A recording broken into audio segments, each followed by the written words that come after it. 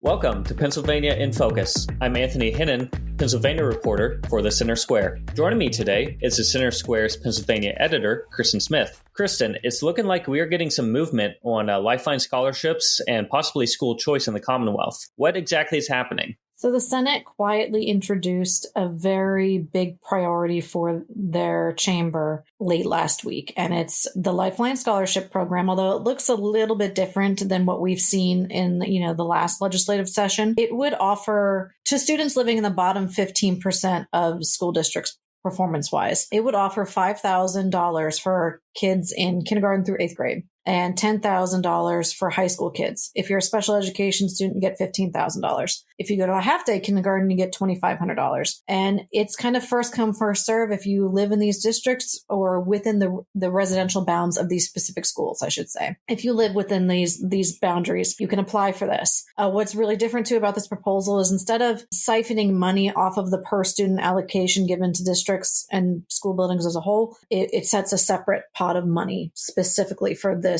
purpose. Those distinctions are important because it may signal that this is authored in a way to get Shapiro's support. Our governor on the campaign trail last year talked a lot about supporting school choice, and even he was open to this idea of Lifeline scholarships. The proposal itself would be a really big shift in Pennsylvania school choice policy. It would truly break students free of their zip codes, as supporters have said for many years. And as you've reported on in the past few weeks, actually, this idea of a Lifeline scholarship and untethering students from schools just based on where they live has really attracted a broad coalition of supporters. And so you might be starting to see the ad campaign that they promised was coming, even on places like Hulu, for example, kind of urging Shapiro to support this program.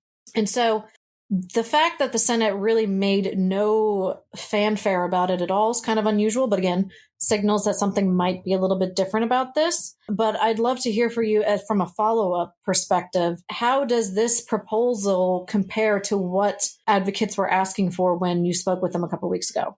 Yeah, I think it seemed like from what I was hearing, there's some flexibility here on the form that it takes. I think it's clearly the biggest sticking point for opponents has been this idea of bringing it from school district allocation to public schools and saying that's defunding these schools or what have you. Because it seems like this, at least generally Republicans are more supportive of school choice than Democrats. That's not always true. When you look at rural Republicans, they're a little more reluctant to embrace it. But also Democrats in larger cities tend to be more supportive than other places. The idea here really seems like there's this focus on kids and making sure that if they're in an unsafe school or if they're in a poor performing school, that there's an opportunity to go elsewhere. Because when you look at it statewide, if you're already wealthy, you already functionally have this choice where you can move, you can send your child to a private school, whatever else. But for students of families who do not have that ability or the extra money to spare, this would be a big boost. And that seems to be, when you hear about school choice supporters in Philadelphia, that seems to be the sticking point here of making sure they have the same choice as other families do.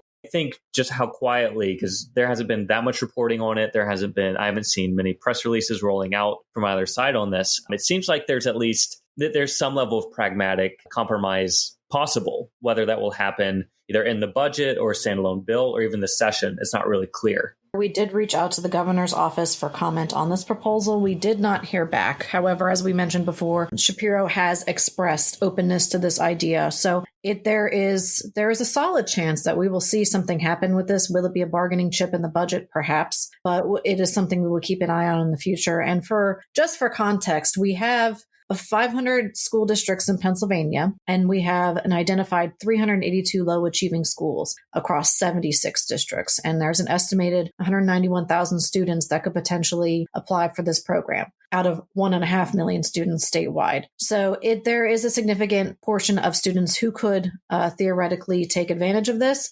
Critics have raised issues with the potential cost, but there's even debate there because the idea that it would cost state money, obviously, because we'd have to be creating a new pot of money for this, is relevant. But also there's the theory that and this is not even a theory in other states, it's been seen, that the state would ultimately save money because they are no longer giving, because it's kind of like a balancing effect. If you take the child out of the public school and send them, say, to a private school, that strain on the public school system has now been lessened. So there could be a cost savings ultimately from that. But because this policy is so new and untested in Pennsylvania, we're just not quite sure.